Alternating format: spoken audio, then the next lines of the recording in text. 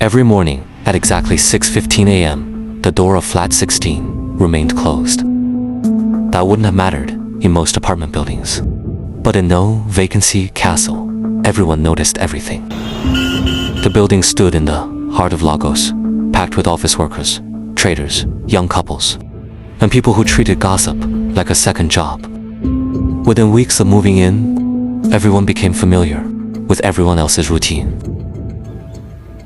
Everyone except the woman in flat 16. She had moved in 8 months earlier. No visitors, no friends, no family. Nothing. No deliveries. Yet somehow, her rent was always paid months in advance. At first, people were curious.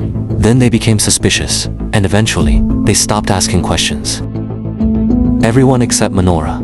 Manora lived directly opposite her apartment in flat 15. He was a freelance journalist, seeking a breakthrough, struggling to find compelling stories worth their name. Most days were spent on rumor hunting and unread articles.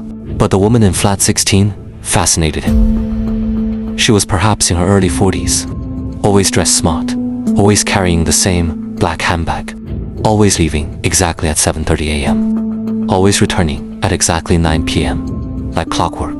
Manora began timing it, not because he was obsessed. At least that's what he told himself, but because something felt wrong. Nobody lived that perfectly. Nobody. One rainy Thursday evening, everything changed. Manora was returning from a failed interview when he noticed something unusual.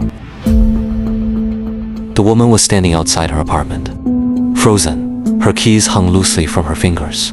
She wasn't unlocking the door. She wasn't moving.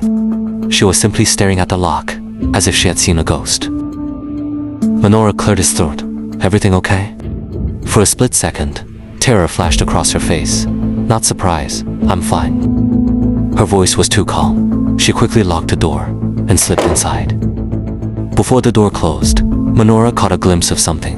The entire apartment was empty. No furniture, no television, no decorations, nothing. Just a bare floor. How could someone live in an empty apartment for 8 months? That night he couldn't sleep.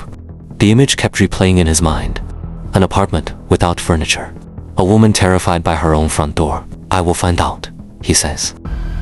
What began as harmless curiosity would soon drag him into a criminal conspiracy worth billions of naira.